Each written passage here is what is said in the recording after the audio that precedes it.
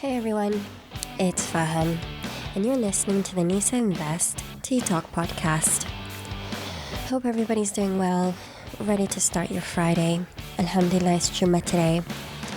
And we're here to recreate in podcast form what happened last year at my local mosque Sisters Circle, where a few of us got together and I was able to run a session on all things halal personal finance. Whether it had to do with budgeting, halal investing, pensions, we covered all of it. And at the end of the session, I asked my sisters to leave me with what further questions they had so that I could cover it with you in podcast form. So thanks so much for joining me, and let's get started.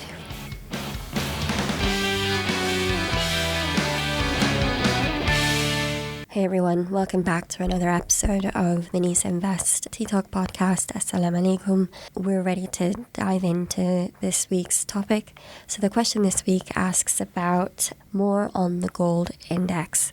Now, when we think about having an investment portfolio and building that out, you may have heard the phrase, don't put all your eggs in one basket. And that effectively talks to the theme of diversification.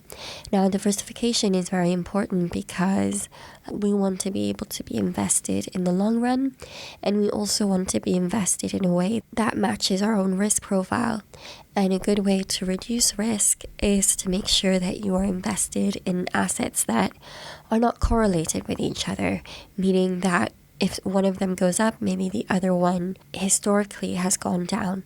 And that kind of smoothens out your returns over a period. And you may also have different goals for different buckets of your money or things that you're investing in. And so that is why we talk about the different asset classes and the way in which your portfolio looks different as you go through life and as your goals change. Now, gold is an asset class. It's within the precious metals asset class, and it definitely plays a role and has played a role in people using it as an investment pretty much since the start of human history.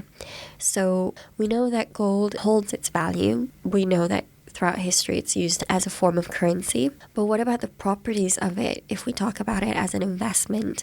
We often hear this catchphrase within the investing world of gold being considered a hedge against inflation. It's also considered historically to be uncorrelated with the US dollar. And, US dollar is like the reserve currency of the world. So having something that is uncorrelated with the US dollar, you could see how that is something that's useful. And then in general, as a catch-all term, it's considered what's called a safe haven asset. So what happens in the world when things get turbulent, you often see investors choosing to put money into gold. So that's one side of it. The other side of it is, of course, how is it that someone could buy gold? Because there are many different ways in which you can gain exposure. You could buy it physically through coins, or you could buy it also via jewelry, and also you could buy it in the stock market as part of a fund, meaning you could buy a fund that tracks the price of gold. And so those are the sorts of things that we'll be talking about in this episode. So to summarize, the first question will be talking about gold as an investment, thinking about its return profile and what role does it play in someone's investment portfolio. And then the second part of this episode will be talking about how is it that someone can add gold into their portfolio? What are the ways in which people can buy into this asset class? So let's get started. Now, since forever, gold has been ascribed value, and that's because of its physical properties as a precious metal. Its chemical stability has been one of the reasons that's made it so attractive for people to want to protect their wealth. And then it's also rare, which helps with the fact that it's not so readily available. But to understand gold as part of an investment portfolio, similar to how we've done it when we talked about stocks and shares, it's useful to think about its own risk and return profile. Meaning, what are the risks of investing in gold? What makes it traditionally considered a low-risk investment? And then what can somebody get in return for investing in gold? And what purpose does it serve in someone's investment portfolio. And so I've written 3 reasons. So the first one is just about thinking about gold and the way it has a low correlation to any of the other asset classes. So what's happening to the other asset classes, you might then see something different happening to gold. Unfortunately, it's not so relevant at this very moment, because if you're watching this episode in April 2024, we're having what's called an everything rally, meaning that a lot of asset classes are performing well all at once. Stocks are up, and the price of gold is also at an all-time high, which is not what historically has been observed. But putting that aside, the fact that gold has very low correlation has meant that people have seen it as a very important asset class to add some diversification into their portfolio. And when we're thinking about the risk and return profile, gold is often considered what's called a safe haven asset. So the price of gold, you'll see it tends to rise when the risk of a recession is higher and when stocks tend to become under pressure. So when there is the prospect of low growth globally, that's when you tend to see gold prices increase. And the reason for that is because of gold's properties, it can act as a store of value. It has historically held its value, and as a result, people would then seek to buy gold when they're faced with the prospect of market volatility. So as someone who has a long-term portfolio, you know that when you invest in the stock market because you believe in the wider growth of the economy, but if you also then hold a percentage of your portfolio is invested in gold, you know that when your stocks are under pressure, you may see the price of gold rise. And in doing so, it's basically mitigating the risk that is posed by the risk and volatility that people encounter in the stock market. It doesn't mean that you yourself start to buy more gold when there is a risk of a recession. It just means that you've balanced up your portfolio so that you have some exposure to gold, because you know how its properties will work. That when the stock market tends to be under pressure and there's a higher risk of a recession and there's greater volatility in the market in general, gold becomes a more attractive asset to the broader market. And this is talking about it in broad strokes in terms of what we've seen historically. It's not just it being considered as a safer investment to have so that you can mitigate the impacts of greater market volatility on your portfolio. It's also about the fact that it's low correlation. It's also relative to other asset classes. So for example, if you think about gold versus other commodities, one being oil, for instance, we know that oil prices can have huge effects on many stocks, like airline stocks or general manufacturing and production. So much of what happens to oil prices can have a broader effect on stocks more broadly. That's not the same as gold. Of course, gold mining companies will be impacted by what happens to the price of gold, but in general, gold is seen as an asset class that has lower correlation compared to other commodities to things like stocks and shares. And when we think of it as a hedge against inflation, inflation is something that can have a bad impact on the broader stock market with prices rising. We've seen that in 2022. And then the other side of it is just as simple as gold is a store of value. The market for gold is also very liquid.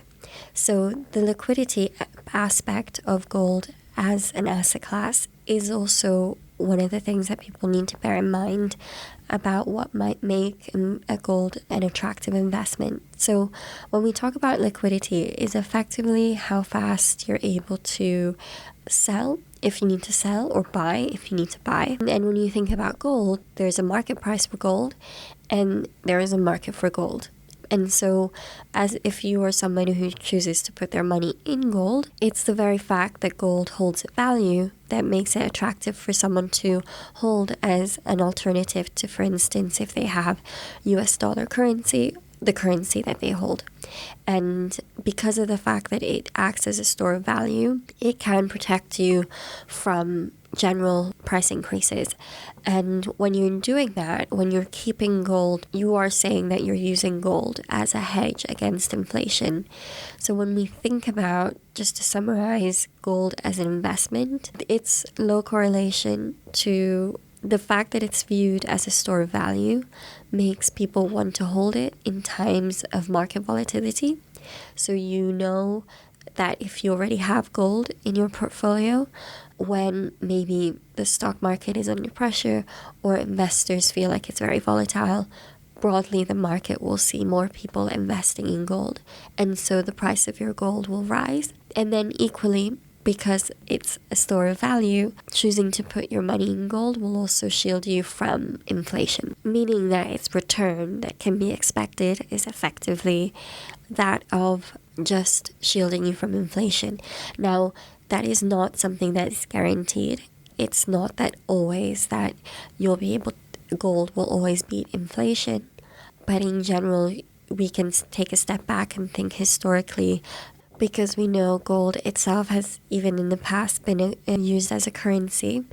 That's what allows it to serve that purpose. And really, in working in finance, if you ever had to talk about gold as an asset class, the two phrases that people would always say when people would be giving market commentaries is, we've seen a flight to quality, which means that we've seen people buying up safe haven assets, so we've seen the price of gold rise. Or people talk about gold prices rising as people are trying to curb their exposure to inflation. And so it doesn't really get more complicated than that. And I try to stay away from talking about how gold prices and interest rates are connected, because it's true that gold tends to do better when interest rates are low. You can't make that comparison directly. I think it's more effective to just think about what gold represents as an asset, and it's the fact that it's viewed as a store of value, and it's the fact that it's seen as being uncorrelated with what's happening to the way businesses run, the same way as oil prices might be, and the fact that historically it has held its value and it's been considered a liquid investment, and that the spot price of gold is always available. That gives it the properties that it has. So now that we've summarized the role that gold can play in someone's investment portfolio, it's time to move on to the second part of this podcast, which is about how is it that someone gets exposure to gold. Now, I use the term gaining exposure because it's kind of like the fancier term to say someone is choosing to buy into an asset class more. And so how is it that you can add gold to your portfolio? There are three types that I wanted to discuss. So the first one is about buying gold in physical form.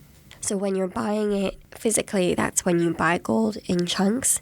So you actually buy gold coins or gold bullions, and that's from large well-known brokers. And what they're doing there is that they're selling gold. They're trading in gold. They're going to sell it to you at a premium. And on top of that, there will be transaction costs involved.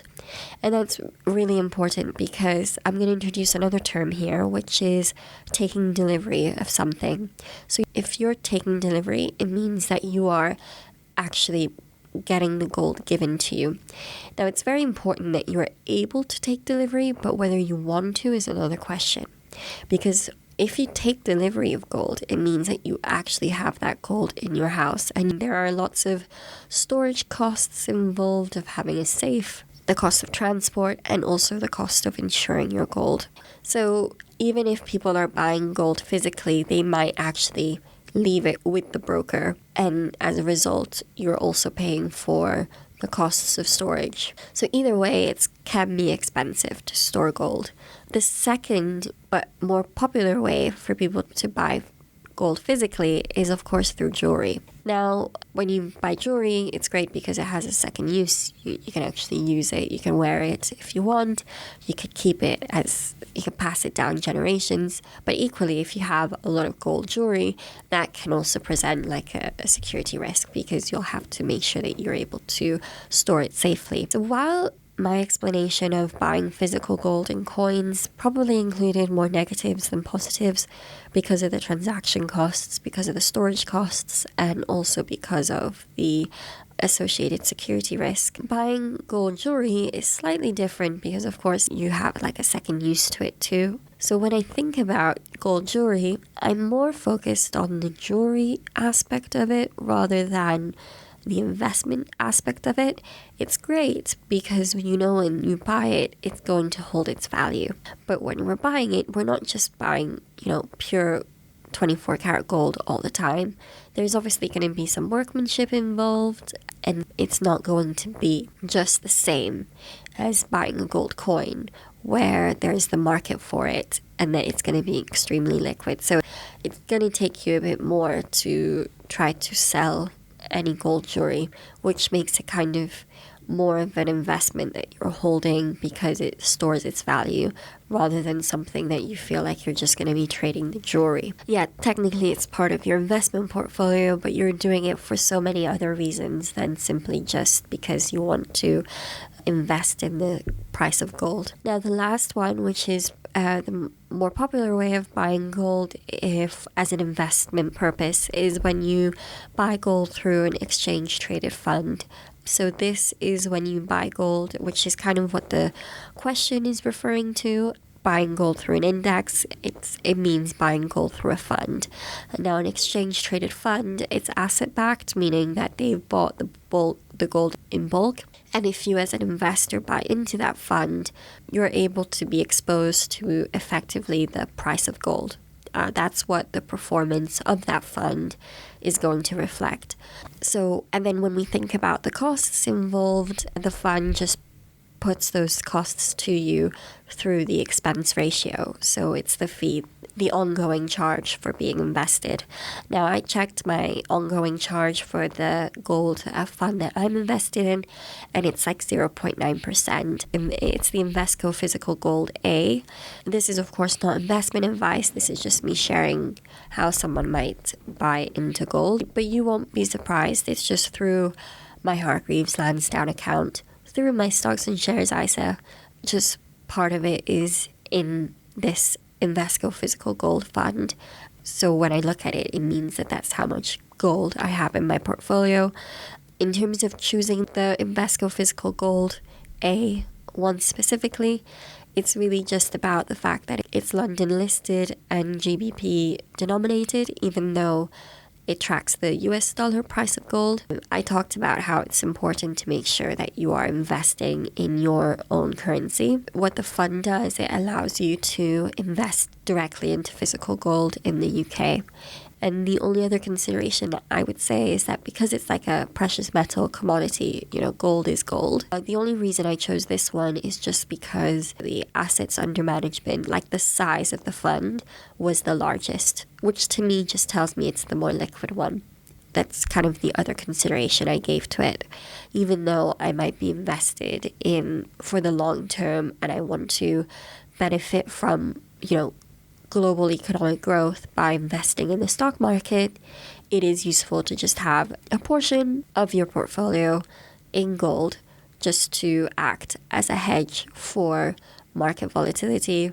It is not an alternative to cash, and if to me your emergency fund isn't part of this equation, your emergency fund is in cash because it serves the purpose of being used in emergencies. So when I think about protecting my emergency fund, I'll probably tackle that in another episode. But I don't think gold is the answer there because, of course, there are transaction costs involved. If you are pulling the money that you have saved in gold, that would be almost penalizing you for putting money in there. So instead here we're talking about our investable assets, the portion that we're able to keep for the long run. Even within that, doesn't necessarily all have to be in stocks and shares. Depends, of course, on your risk profile. But even if you're someone who is able to leave that money for decades, gold does serve a purpose for diversification. And so that kind of brings me to the end of this episode. And yeah, one of my goals was to make sure that I had a diversified portfolio.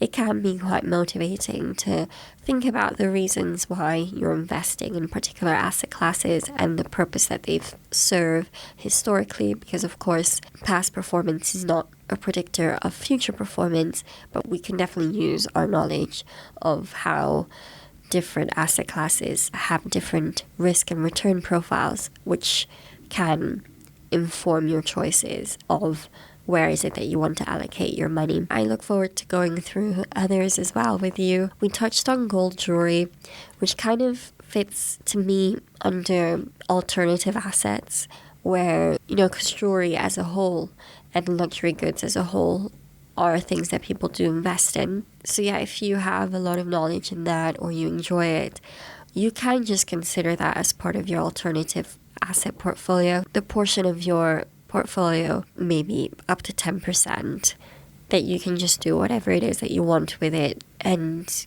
rather than do like the bread and butter of investing in index funds, having gold, or having Islamic bonds. There are other things that people can invest in using their own knowledge, using their own expertise for reasons other than just to grow their wealth.